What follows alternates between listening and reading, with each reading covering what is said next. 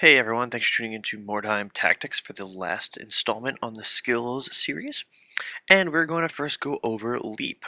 So Leap is a pretty cool ability that allows you to move d6 inches in addition to your move, run, or charge. So you roll your d6 when it's time to leap, and then you get to move it. It doesn't say it has to be at the beginning or end, so I'm assuming you're able to do it at any point during your turn. So if you want to move 2 inches and then nominate that you're going to leap from one building to another, and the building's 3 inches away, and you go ahead and roll a 3, 4, 5, 6, then you're able to successfully make that leap and whatever additional movement forward from there, and then continue your movement phase. So leap, for me personally, is more of a late game. I don't really find it too useful unless I'm trying to combo it up with sprint. Now, sprint, Long Island Wargaming, we have banned that skill. It's just, in our experience, it ends up being a little bit too powerful, especially for guys that already have high movement. Because if you're a movement 5 or movement 6 warrior, for example, a Skaven player who's got a movement 6 hero, you're now going 18 inches, and then when you combo it up with leap, it's 18 plus d6. So on average, you're going 19 inches base plus, if you roll high enough, besides rolling 1, you can get, 24 inches, which is nuts. It's way too much. That's half the battlefield. So it increases your survivability because you're able to run around and get out of sight as much as possible, and it increases your combat effectiveness because you're able to get into combat and charge when need be. One thing also to note is with leap, you can leap above things that are about an inch high. So if you're trying to leap over an opponent that's, say you're running over a dwarf, you can actually leap over a dwarf, which is pretty funny. Okay, so sprint, already kind of touched on sprint. It's just triple your movement instead of double for running.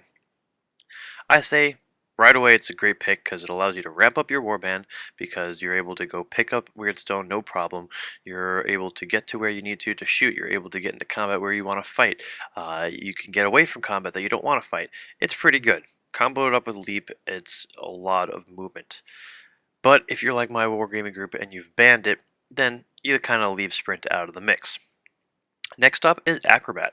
The warrior is incredibly supple and agile. He may fall or jump from a height of up to 12 inches without taking any damage if he passes a single initiative test. Now, 12 inches is 6 initiative tests for anyone else, but this guy is just 1 initiative test.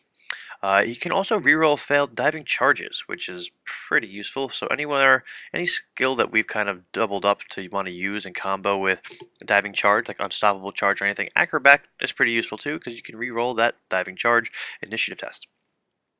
He can still only make a diving charge from a height of 6 inches though, so it doesn't allow you to diving charge from more than 6 inches, so normal restrictions apply. This is pretty cool if you're an elf or a Skaven player, or you have a hero that likes to go up real high, shoot a bunch of turns, and then instead of having him sit there the entire game and try to climb down the building, he's able to get down real quick. So Acrobat, I guess you can combo this up with Scale Shear Surfaces. I didn't write that in because I didn't really think about it at the time, so you can combo that up so you can get up and down really quickly, really easily. But then also maybe Rope and Hook, so you can climb up and reroll initiative tests, and then you can also jump down with 1 initiative test instead of a few. Alright, next up, Lightning Reflexes. This is definitely an early pick, definitely increases survivability.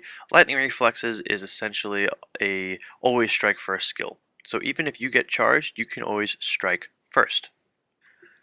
So if you both have strike first, then you go to initiative. So what's a good example? Let's see, if you're charging someone with a spear, that person with spear has strike first, and then you have charge, which usually allows you to go first, but you can't because your opponent has strike first. But if you have lightning reflexes, then you both have strike first, which means it goes in initiative order.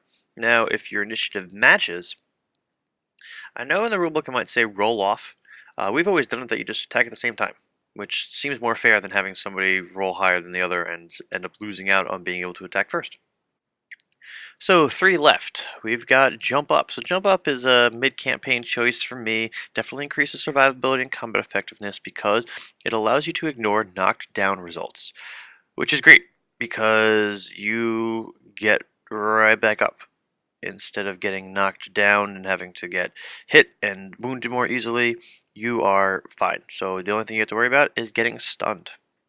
So I like to match this one up with Combat Master because if you're fighting multiple people, you're going to get that +1 attack from Combat Master, but also if you're getting attacked by multiple people, odds are you are getting knockdown results rolled on you in injury, so it just kind of keeps them alive a little bit better and allows you to avoid being stunned.